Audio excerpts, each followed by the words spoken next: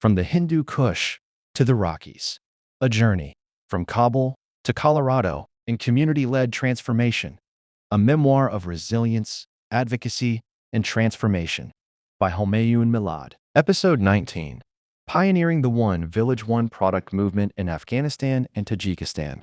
Recognizing the transformative potential of the One Village One Product (OVP) movement to revitalize rural economies, I took on the challenge of pioneering its adaptation in Afghanistan and Tajikistan.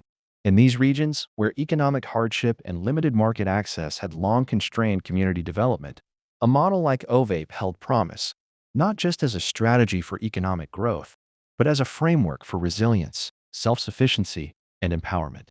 The adaptation of OVAP in Afghanistan and Tajikistan was not a simple replication of Japan's success. It required deep contextualization, ensuring that the model aligned with the unique challenges and opportunities of border communities affected by conflict, economic isolation, and fragmented trade networks. The initiative focused on identifying local strengths, enhancing capacity building, and facilitating cross-border trade, all with the goal of strengthening local economies and creating sustainable livelihoods. The first phase of the initiative involved mapping out regional resources, traditional crafts, and agricultural products that could be developed into marketable goods. This required extensive engagement with local farmers, artisans, and entrepreneurs, understanding their skills, traditions, and untapped potential. Afghanistan, long known for its exquisite hand-woven carpets, gemstone jewelry, and silk textiles, possessed a rich tradition of craftsmanship that had been weakened by years of conflict. Tajikistan's strengths lay in agricultural production, with dried fruits, nuts, and herbal extracts holding the potential to compete in organic and fair trade markets globally.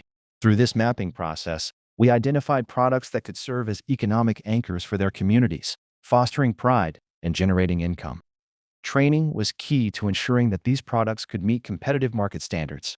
OVP was not just about encouraging production.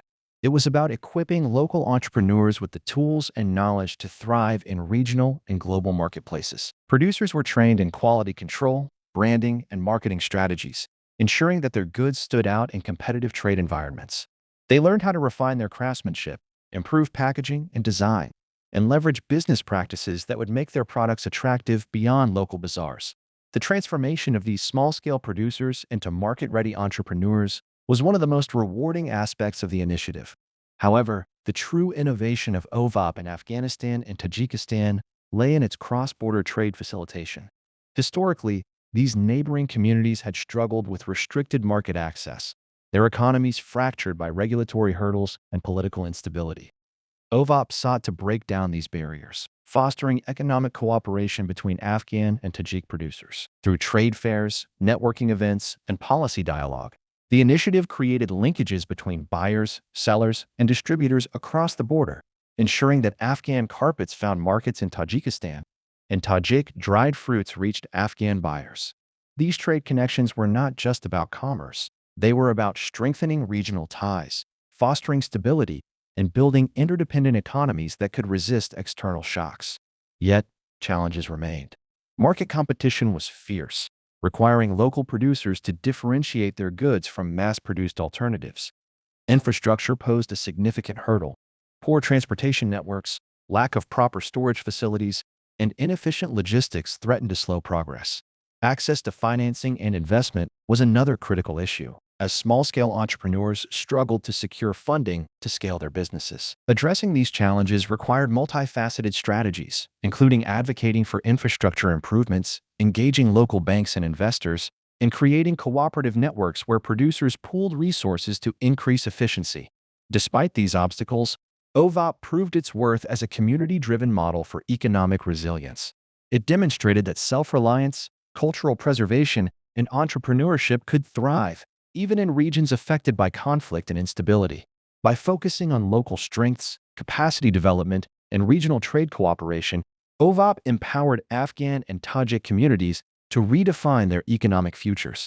Looking ahead, OVAP's adaptation in Afghanistan and Tajikistan offers a blueprint for similar initiatives in post-conflict and economically challenged regions. As digital marketplaces, e-commerce platforms, and sustainable production methods expand, the potential for rural entrepreneurs to reach global audiences grows exponentially.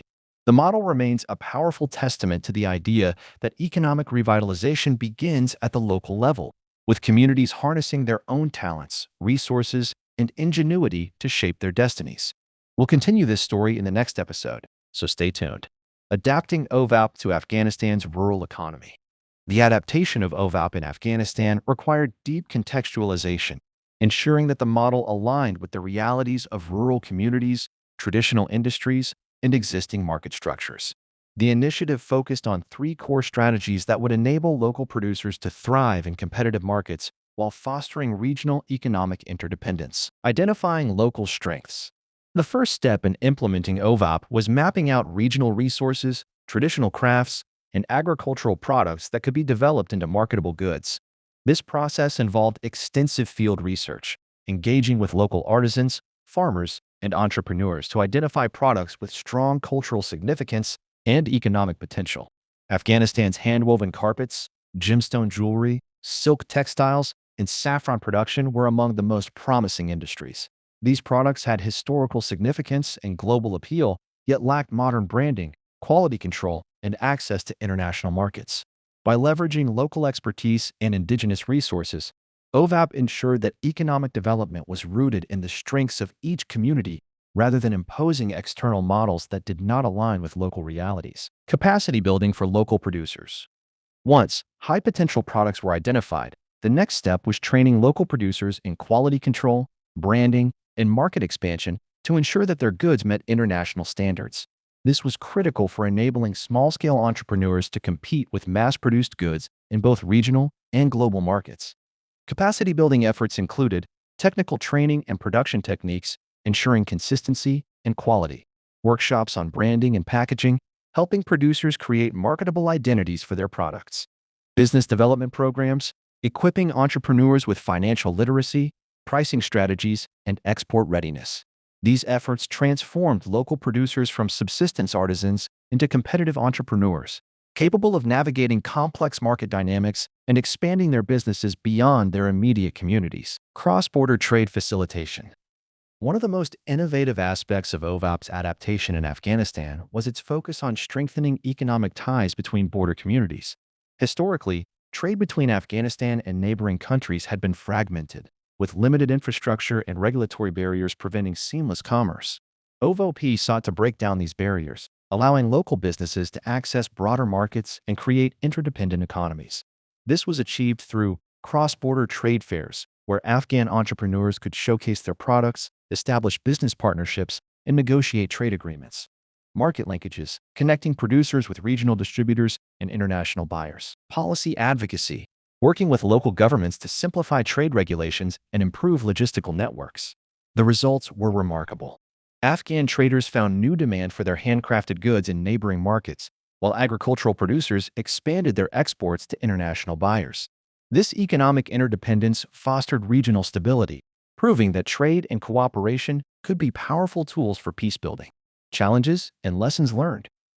While OVAP has been widely successful, its implementation in Afghanistan faced several challenges that required strategic adaptation and problem-solving. Market competition. Ensuring that local products could compete with mass-produced goods was a significant hurdle. Many rural producers lacked branding expertise, modern packaging, and access to distribution networks, making it difficult to position their products effectively.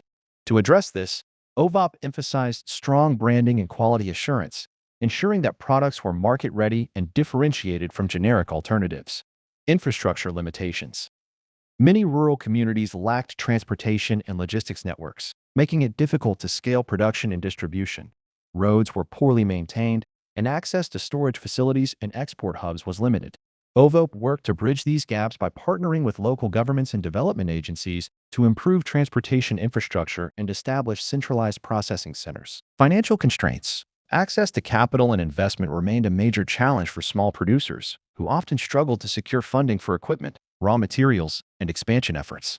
OVAP advocated for government and private sector support, facilitating microfinance programs and investment partnerships to ensure that entrepreneurs had the resources needed to scale their businesses.